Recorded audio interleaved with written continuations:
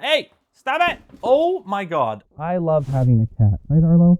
Today is a really exciting day because on my table in my new set that I just built on my own channel, I have every single one, the entire Apple iPhone 17-ish lineup. I don't love how they called it the iPhone Air. Like, couldn't you have just called it the iPhone 17 Air? So many questions. Which is gonna be my new iPhone to replace my trusty iPhone 15 Pro Max, which is now 2 years old. I'm gonna get these other ones out of the way here. And to be honest, this orange one, this is the one I was most excited for, but has me a little worried. This is the iPhone 17 non-pro or like base model, whatever you want to call it.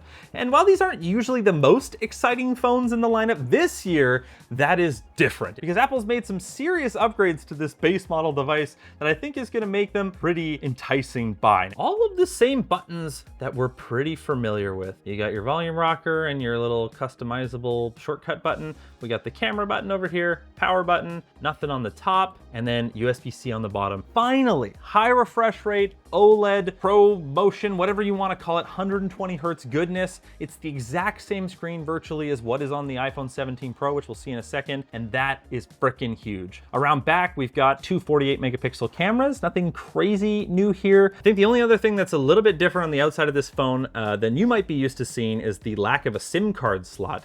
In Canada, the US, and a few other countries, all of the iPhones, every single one, none of them come with physical SIM card slots, which some people don't like, but I'm totally here for because it means they have extra space to stuff with battery. And it doesn't mean they could stuff it with battery, they did stuff it with battery. Except this one, the iPhone Air. The buttons on the side, same deal, yeah. It's not quite half as thick, don't get me wrong, but it is way thinner.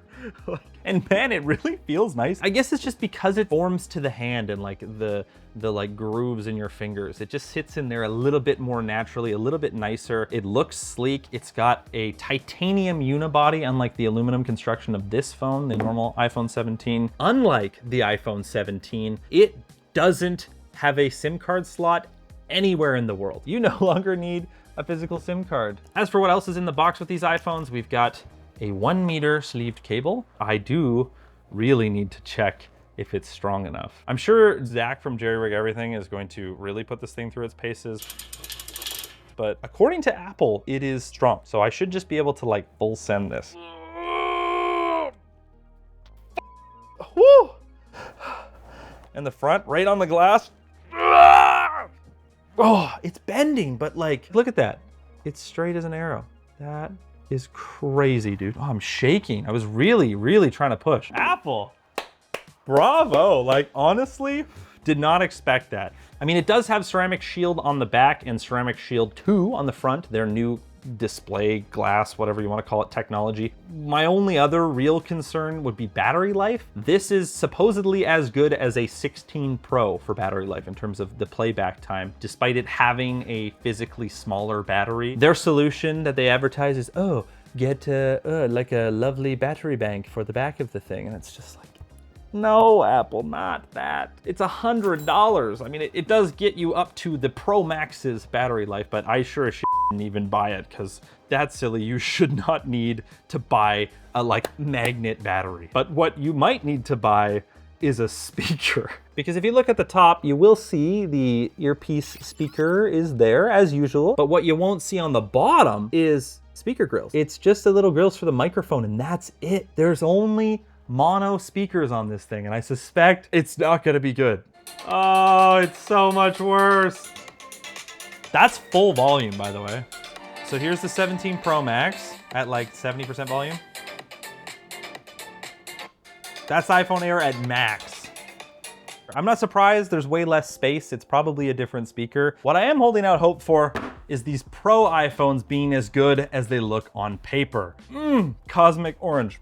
Beautiful, 10 of 10. Love this color. We've got silver, and then there's also a blue. But when I saw this orange, I was like, I have to get that iPhone. sick. Except now that I've read a little bit online, I don't know if this is the one I'm gonna keep, because despite it looking so good, it apparently scratches really easily, especially on these really sharp edges. And I was kind of hoping with how bulky these new phones are to rock it without a case. A little bit heavier, but more importantly, both the Pro Max and the Pro are 0.5 millimeter thicker than the iPhone 16 equivalents. That's not to say it comes with no benefit. We've got the 10 gig USB-C on the bottom, cool, we got speakers, but what we've also got is the biggest batteries they've put in iPhones pretty much ever, as far as I'm aware. The physical SIM ones have like actually smaller batteries, and Apple even rates them for less battery. But what's even crazier is that the iPhone 17, the base model, has 8 hours more battery life than the iPhone 16. It also comes with more storage by default for the same price. iPhones should make a power noise just like the MacBooks do, honestly. Look at that. Damn. And in just a second, we'll see iOS 26, but not before I tell you about my Patreon. I don't have any sponsors yet. If you like the content I make and have historically made, that's what you're gonna expect to see on this new channel with just me in my house in this cute little set I built. Turns out iPhones and sets are not free, so I am planning on making lots of cool content. We have a ton of Ubiquiti products. I wish you could see around the corner. It's gonna be the stuff that you guys know and love from me. And if you want to support this crazy adventure that I've decided to go on, going solo, doing this all on my own, please hit up the Patreon link down in the description. It would mean the absolute world to me. And I hope that I can make this work, because I would love to share all of this with you. It's gotta be, right off the bat, the best value. Look at that beautiful high refresh rate screen on the 17. My God. It's really gonna be a big part of why that battery life figure, while it's not real world accurate battery life, it is still going to be substantially better than the regular iPhone 16. I mean, look at it, it's the same screen as the Pro. They almost look like the same phone from the front. The back camera is not what I'm worried about. What I'm interested in, I mean, aside from the ultra wide, probably does look better if it's not all yucky. Take a photo here. Yes, look at my set, look at my Arlo literally cleaning his butt. Very cool. And you do still get a 2x on this one too. It's not a fake digital zoom. It's cropping the sensor down to 12 megapixels. Cool. They call it like a fusion sensor. But far more importantly is that every single phone you see here now has an 18 megapixel center stage front camera. If I click the button like that, you notice how it's landscaped now? And I'm still holding the phone vertically. How do they do that? Instead of using a rectangular sensor, they use a square sensor. That means it can just go, oh, I want the portrait part of the sensor. Nope, now I want the landscape part of the sensor. Kind of genius, right? It does mean there's a bunch of extra sensor going around, and that's what allows the zoom and rotate functionality, but it also enables something a little bit cooler than that. Whoa. And if I run around in my kitchen kind of like this and jump around, you might notice that it looks a little bit more stable. Pretty cool, right? That extra sensor space gives the camera a bit of extra information to kind of crop in and calculate what the scene is doing and use that to make it ultra stabilized, as Apple calls it, and it does work. Again, iPhone 15 Pro Max, not a 16. Deal with it, budget cuts and whatnot, you know? Another huge thing with iOS 26 is this camera app. It is so much better than the old iPhone camera app. You want to turn your flash on, just click the bloody flash button. It's not buried in a sub-menu. You can just change stuff as you normally would. Even though the iPhone Air only has one camera, so it's a little bit harder for it to do depth stuff. They do say it is, in theory, as good. I suspect that is not quite the case. Whoa, no, don't touch tips. Stop it. It's definitely sharper on the 17 Pro Max, where it's got all the data from all those cameras to make the blurring happen. I would say it's a little bit more accurate. You look like the edge of my face is a little bit sharper, whereas it's pretty soft on the Air. Oh, I forgot about something. Holy. I'm capturing both on the front camera and the rear camera at the same time. I could see that this is gonna end up on like TikTok stuff. People are gonna be using this for, man, look at my TikTok, I'm reacting to this thing. But the way Apple demonstrated it was being at your kid's sports game, you can record them doing the thing, and then you can also be like, yeah, "Ah." Or if they suck, they'll know that you're disappointed in them because you'll be like, this guy sucks, I want a new kid, take him back to the store. Yeah. Let's quickly mention the camera situation on the Pro Maxes. It looks the same, but it is a little bit different. We've got the usual main camera, 48 megapixels, the wide camera, 48 megapixels, but now the telephoto is a little bit different. Compared to the 16 Pros, this is now a 4x telephoto, but a 48 megapixel 4x telephoto with what Apple is calling 8x hybrid zoom, which is kind of BS. Sort of. It depends how you flip it. Instead of there being an 8x optical zoom and it's physically moving or something like that, no, they're just cropping the sensor down. So that 4x 48 megapixels crops down to 12 megapixels and gives you effectively an 8x zoom. It seems like there's a more consistent image on the 17. I mean, I am digitally zooming in more, right, to achieve the same thing. Like the grain is a little smoother. It looks a little bit less compressed and like JPEG-y. I mean, naturally, we have 48 megapixels instead of 12, so there's that. But honestly, they both look pretty good. And then if we go to the 8X and zoom right back in, it is 12 real megapixels that are at a longer focal length effectively, and it does zoom more and give you a clearer image. I think the results speak for themselves. Cool new cameras. I could try ProRes RAW. 4K 60 is the max supported on this. Yes, I should grade this footage, so it is excellent. Yes, very good. Now, if you're not familiar, ProRes is a professional video codec. So for your home videos, you really don't need it. The main benefit is the timeline performance. That is, when you're in an editing tool like Adobe Premiere, is much better with ProRes than it is with the normal video codec that your iPhone records video in. So professional tool, you probably don't need it, but for those that do, big, big bonus. And speaking of professional, why don't we talk about the Pro tier CPU and GPU that are in these new phones. The whole lineup is using Apple's new A19 processor. In the Pros, they get the A19 Pro, which has 12 gigabytes of RAM and a little bit more processing power. In the iPhone Air, it's also the A19 Pro, except with only 5 GPU cores, which is the same as the base model iPhone 17, which just has a normal A19 and only 8 gigabytes of RAM.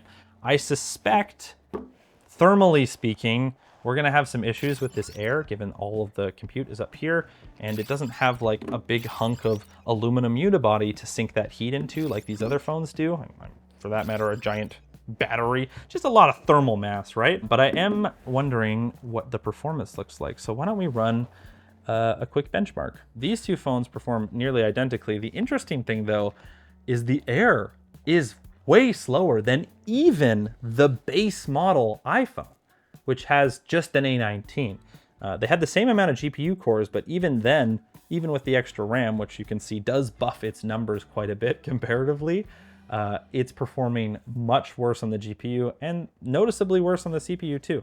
I'm not surprised. This thing is not meant to be a performance demon. If you do stuff with your phones, if you're a power user, you use a lot of intensive apps, you play a lot of games, these are gonna be the phones you wanna look for. I'm gonna run 3D Mark, which is a more graphics intensive bench. And we're gonna run it in the stress test mode, which is gonna have all of the phones run for 20 minutes straight. Hopefully this one doesn't die.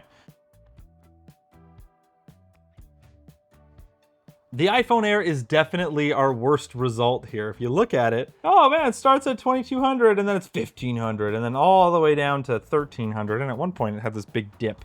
This is a classic example of what thermal throttling on a phone looks like. They all thermal throttle. The biggest one thermal throttles the least, and the one that's super thin thermal throttles the most. And since we've got them all sitting here, why not try the Wi-Fi, eh? Because Apple's using a new chip in these phones. They've designed their own silicon, the Apple N1. It's a Wi-Fi 7 chip with 2x2 MIMO, so it should be pretty fast. I have this Ubiquiti E7 Wi-Fi 7 access point. It's like an enterprise one right behind me, and this is on 6 gigahertz, so best case scenario for the phone and the Wi-Fi itself, but this will at least give you an idea of what it can really do in the most optimal circumstances. Yeah, nothing like 2 gig down, 1600 up. That's pretty fast. I'm interested to see what the real world experience is with how well it roams between things. Apple doesn't exactly have like an all-star track record with Wi-Fi, but it's probably gonna be okay. We need to talk about charging. That's so huge. Okay, well, there's Android phones you can get that charge at 100 watts.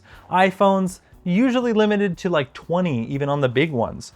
So now the new iPhones support fast charging, which is fantastic. Instead of around 50% in 30 minutes, it drops it down to more like 50% in 20 minutes, which doesn't sound like a crazy difference, but that's like a whole third of your charging time just gone, demolished. You got this little cute little testy doohickey thing. Now, Apple only says you need a 40 watt or higher compatible charger to get the faster charging speeds on these phones. That's all they say. They don't say you need to buy this charger, but on the internet, a bunch of people have been like, oh, you need this new charger to get the full speed on the iPhone. It's because it has AVS, which is a newer particular spec on the charger, which you can see there if you're curious. But I don't think that that's correct. So to test that, I've got this Ugreen 100 watt gallium nitride charger and this cute little A-Torch USB-C power analyzer. So we'll see what charging rate is going into the phone.